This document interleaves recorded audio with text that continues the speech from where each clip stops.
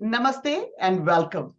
Today it is my pleasure to introduce Nikunj Trivedi to the Lokwani audience.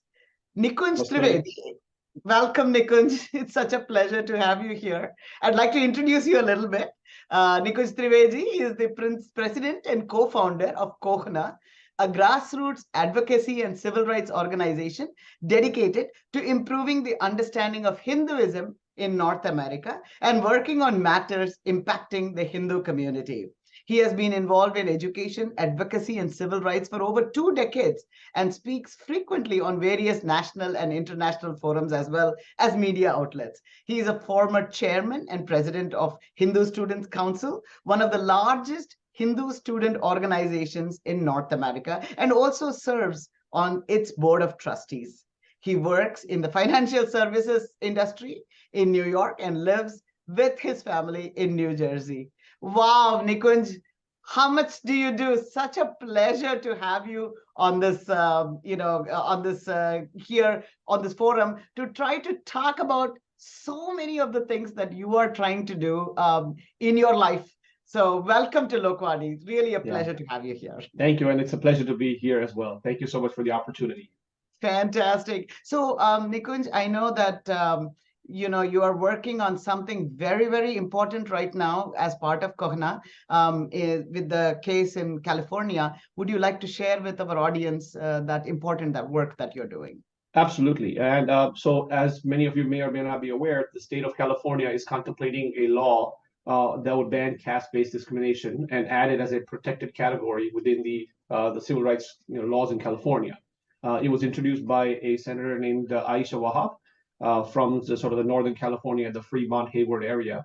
And the bill is moving rapidly forward. Essentially, there are a lot of different challenges with this bill. It's part of an entire series of things that have been going on. So that's what we're working on right now. It kind of, we can talk about kind of what the issues are with the bill, but that's like been the top of the mind in our organization. And especially our Bay Area chapter has been very active in pushing back against this bill.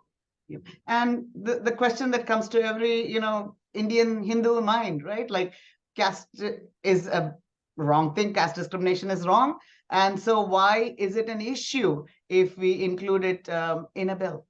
Perfect. No, this is a great question you asked, because a lot of people say, there are two questions they ask me, either why is this a problem? Why are you against it? Number one. And then I'm not casteist, I stand against casteism. So why should I? This is not going to impact me. So let's deconstruct that very important questions. The first one is essentially, look, the challenge is we all unequivocally condemn discrimination, right? This is not part of Sanatana Dharma, something that we are, our Dharma doesn't teach. We have actually a toolkit to remove any kind of discrimination. It doesn't matter what the discrimination is, we are standing against that.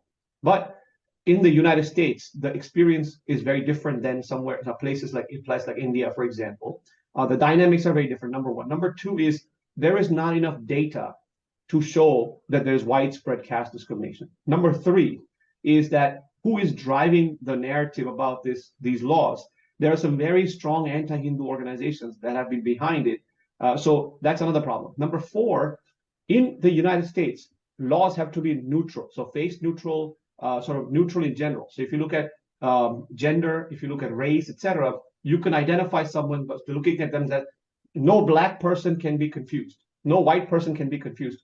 Similarly, you can identify males, females. Of course, there are other gender type of identities as well. But as far as generally concerned, you can also trace back someone to say this person is from someone's national origin, or this person belongs to a religion, things like that. So they're very neutral laws that are not only targeting one community. In the case of this law, and you can look it up, it's online, it actually targets specific communities. South Asian community, for example, that's what it says. It even has like a Japanese community, South American communities. So a law that says that, look for discrimination against in these communities is completely xenophobic.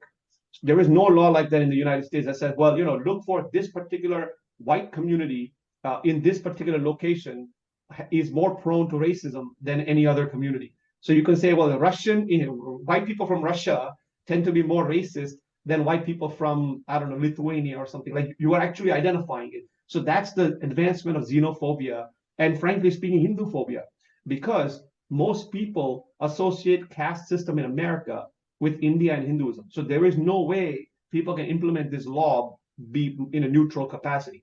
So number one, there's no data. Number two, the people driving it, the organizations driving it, they have basically attacked Hinduism. They have attacked Holi as a violent casteist festival where men throw semen at women.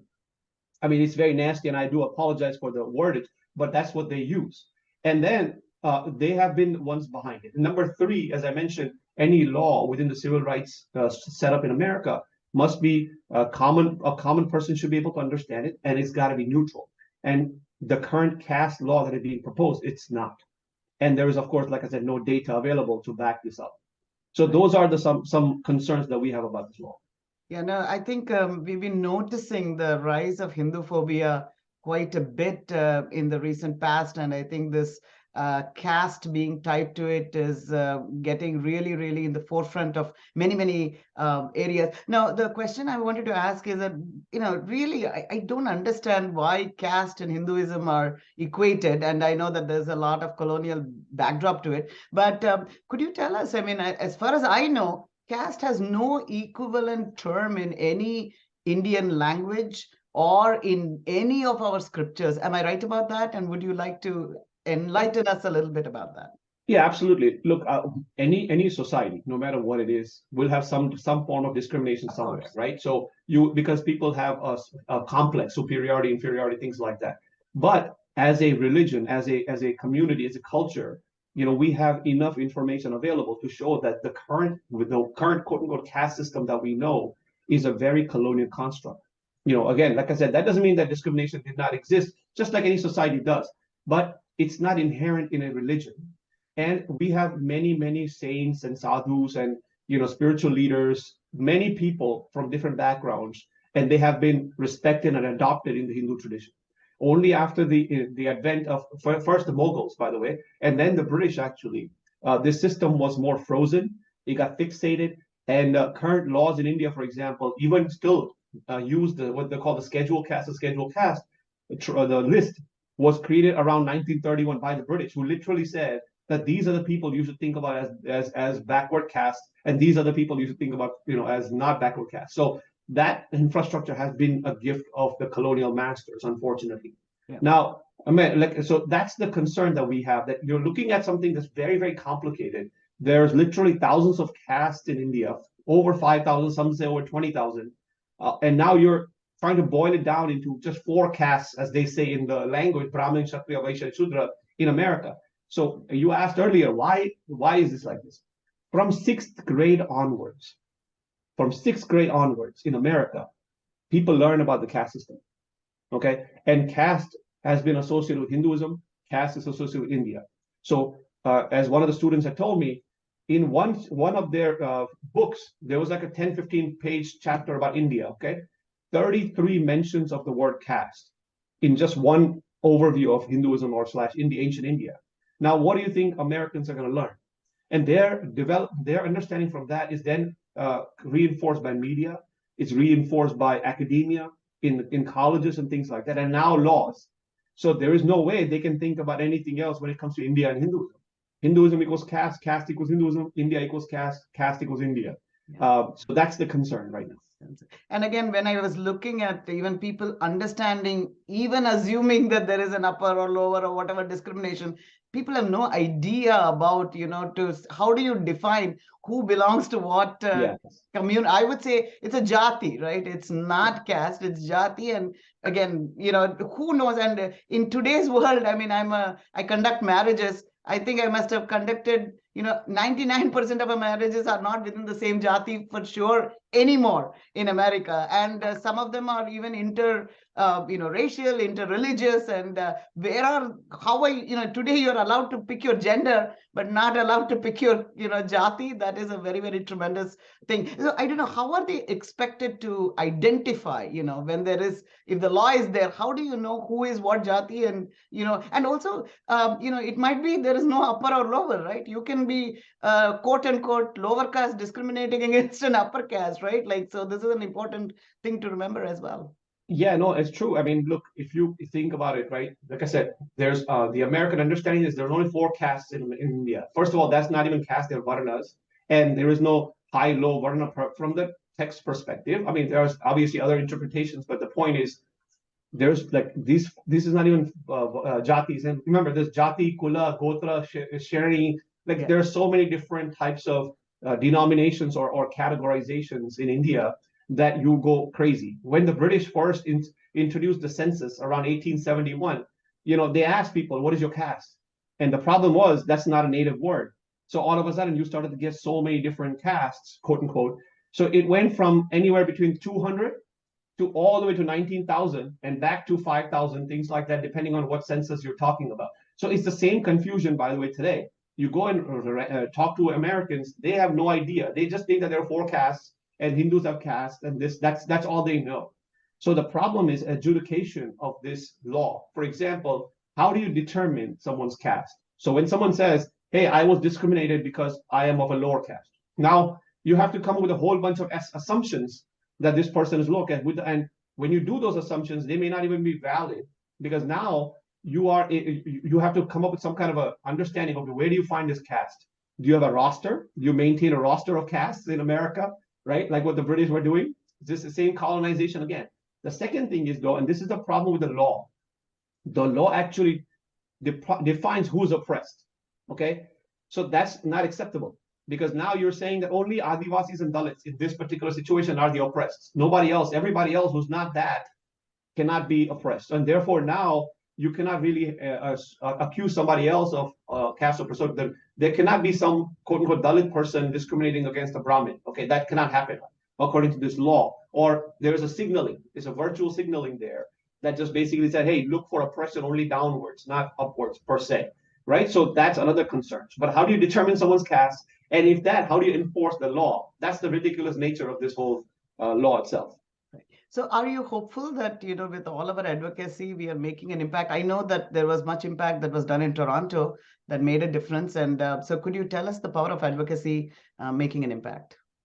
Yeah, exactly. I mean, I'm glad you brought that up in Toronto, because that's another example of to show that how the community came together. A bunch of organizations come together and to do something, you know, to push back. And now the caste sort of like motion has been referred to the Ontario Human Rights Commission to review further. And let's see what happens. It's not done deal yet, right?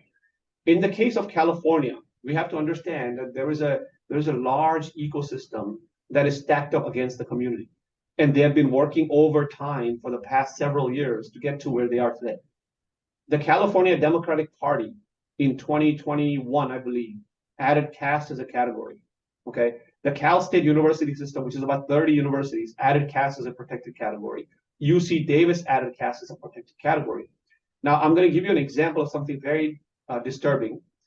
The University of California, San Diego, UCSD, has on their page, the Ethnic Studies Department has a page that specifically says that we are only going to hire Muslims and Dalits and nobody from the caste supremacy categories. So think about it, a university department putting out there saying that we will only hire Dalits and Muslims. By the way, now if you look at the categories, right now, Dalits and Muslims. So now think about it. Now what they're saying is that there is no caste system in Muslims. You're only going to talk about Dalits who are Hindus. So now again, back to Hinduism.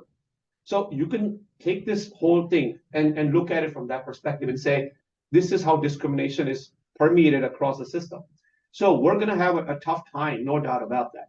But hey, you know what? That's what Bhagavan has given us. We have to do our karma and let the phala come as Bhagavan wants. Right. But what I would suggest to people is you need to get involved in pushing back, because it's a matter of our kids. It's a matter of us, our jobs, our our livelihoods and things like that are at risk. Make no mistake on this. If you think about the Cisco case, if you're aware, that's what happened with the person who was accused of caste discrimination in the Cisco case. Yeah. And actually, if you would like to spend like 30 seconds to tell us about that, because it's a very, very important case for people to understand, I think. Absolutely. June of 2020, Cisco basically was sued by the California Department of Civil Rights, CRD, basically saying that two of their managers discriminated, who are quote unquote upper caste, discriminated against a Dalit in the team and things like that. Now, the challenge with that was there are a few things. Number one, is that the person who was sued, Sundar Iyer and then Ramana Kompella, two of them, one of them at least did not identify himself as a Brahmin. In fact, 20 years ago in Stanford, he wrote a blog against, against the caste system, against all this discrimination. He even, said, I'm not religious at all and things like that. So now you have an atheist who has been assigned religion, okay? Because that person's last name is Iyer, they said, we think you are a Brahmin, so you are a Brahmin, number one. Number two, what's important is that this person gave all three top positions to other Dalits in the same team, okay? And he even offered his own position to this person. So the fact that this guy is considered accused of being a Dalit, a casteist, is ridiculous because it's not an issue of casteism, it's an issue of performance.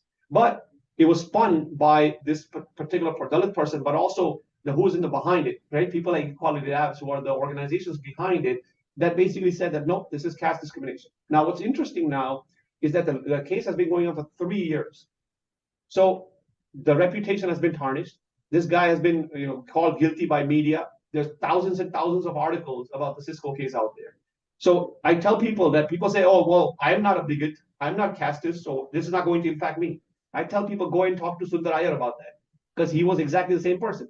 Here's a person who didn't care about that. He actually promoted Dalits, gave them offering, and yet he was sued for caste discrimination. So if you think that you're going to be, escaping this, you are wrong.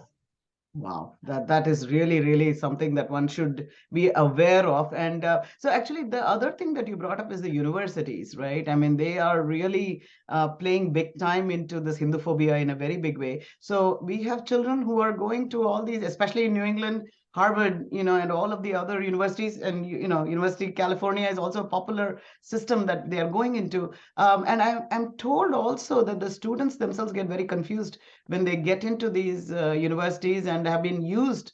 I don't know, you're part of the university system and you've been working on this. Do you have thoughts as children are going into this, what parents should be aware of and how should they deal with what's going on at the university?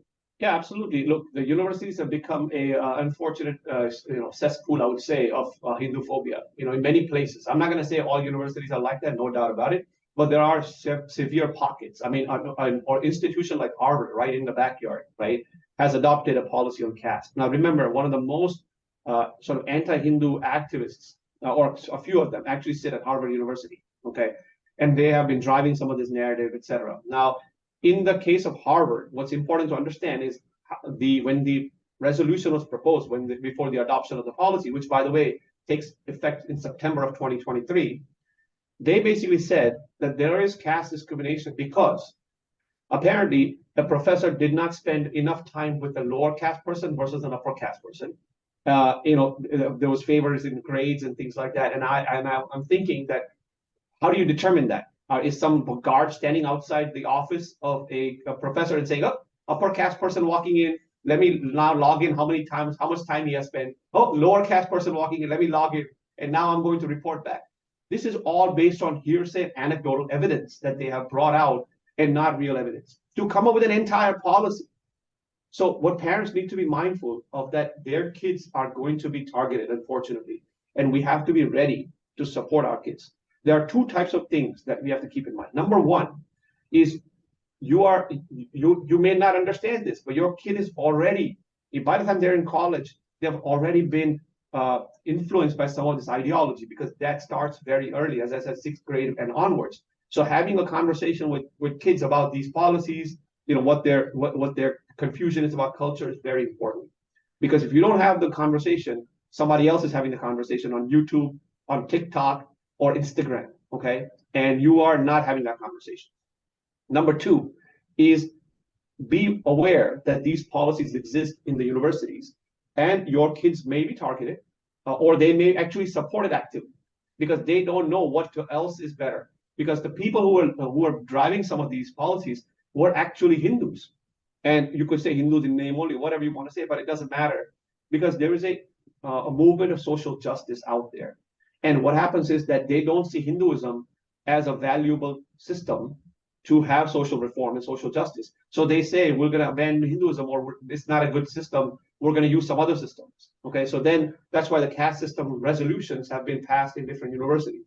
So just because a child has a last name, certain last names, certain dietary habits, wants to celebrate Diwali and Holi and things like that, they could be targeted on campuses and said, hey, if you decide to only serve vegetarian food, for example, in a Diwali, right, that's your freedom. But somebody may accuse you of caste discrimination because that person may say, well, I'm not vegetarian, I celebrate Diwali, and you're being casteist by only having vegetarian food. So that's one thing. Another thing could be that, let's say at a university, you are an organization and your child is on the board, and they decide not to have another person on the board for some whatever reason. That your child is not looking at their caste, most likely, or even their last names and saying, oh, maybe this person is up for lower caste, let me get rid of them. But they can still be accused of caste discrimination. If you are a professor, we talked about this earlier, if you're a professor at like a Tufts University or Harvard or something like that, you could be accused of caste discrimination. And in all of these cases, guilt, it's not innocent until proven guilty. It's guilty until guilty. There's no innocence. Because once your name is out there, any Google search on your name is going to pop up saying, oh, so-and-so person was accused of caste discrimination at Harvard University. It doesn't matter whether that person was then, said there was this person not guilty and things like that. Exactly. So that process will not be part of this thing. So parents need to, number one, talk to their kids, understand what's going on, what's in their minds, what they're learning, have an active dialogue. If you don't have the resources, reach out to us. We have a Hindu Parents Network that helps with some of these things. Second thing is be mindful that this is going on in the university. If you are influential at a university, if you are a big donor, if you are an important professor, if you're somewhat important in the university, you need to challenge this from the inside. Because from the outside, you could only know so much. Fantastic, fantastic. So for the community at large, what advice do you have? Can we join Kohana? How can we do this? And what should we be doing, because I think people just do their pujas, continue on. And because it almost sounds like a witch hunt, right? Like what I am seeing here is really reminiscent of Salem, Massachusetts, right? Where they used to have the witches and burn them. And it sounds like exactly that. And this idea that innocent until proven, guilty is the hallmark of American justice system, but that has been flipped on its head here. Absolutely. And it's funny you bring up the witch hunt part, because I'm going to give you an example of this.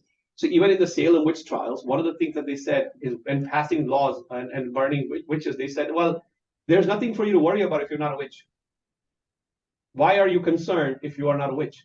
Okay. So now you know what the rest of history is. It didn't matter whether you were a witch or not. Once you were accused of being a witch, you were burnt. Okay, so now it's the same type of a thing that is going on for us. And this entire McCarthyism that is being used against the Hindu community, it's very alarming. And for me, it's mind-boggling that a community that is hardworking, that has contributed positively to the society here, do we have problems? Yes, we have problems, but trying to target an entire community by using such laws that are completely biased is not good. So I urge people to join Kohana. You can join local organizations as well, but let's work together. That's fine, number one. If you are in Massachusetts, that's where a lot of your audience is, for example, reach out to your lawmakers, express concerns what's happening in California, and you don't want a repeat of that in Massachusetts, because I can tell you it's coming. Yeah. Okay. It's going to come, whether it's happening today or not, and they are going to build a narrative, and they have been building for several years. And we have unfortunately been not organized because we're too busy, living our lives, enjoying our lives, going on vacations. I'm going on spring break myself, all those things, right? We're all enjoying our lives, working hard, focusing on families, doing our pujas and things like that. But who is watching out for our interests? We have to watch out for our interests. Other communities have done a good job setting up organizations, setting up their own advocacy-based groups, and they themselves have become it, whether you through the mosques, through the synagogues, through Jewish advocacy organizations, Muslim advocacy organizations, Sikh advocacy organizations, it doesn't matter. They have pumped in money, and they have also put in the right resources at all levels to protect their interests. And that has yielded results. So we are in a battle of narratives that has been going on for several decades. Yeah. We are just like, as you see in a mango tree, how long does it take to get a mango from a mango tree? It's like decades, right? So what happens is you have to plant the mango tree like decades earlier to get the fruit. That's what's happening right now. These people have planted the trees for several years, Yeah. And now the fruits are coming one by one by one. So the dominoes are falling, and we are just sitting there with a deer, like a deer in the headlights, and saying, "Oh my God, what's happening?" Right. Well, guess what? We haven't done anything. Anything. Exactly, exactly. And of course, we have to make a beginning somewhere. So let's do it today. And I'm glad you've started with Kohana. And I was going to say the one last point I wanted to also ask your thing is, there's a lot that goes on in India, right? And that's a completely different arena. And to bring those issues here and talk about them can confuse the Indian American community along with what goes on in Indian communities. I don't know, do you have a comment on that? Because often people conflate those two issues.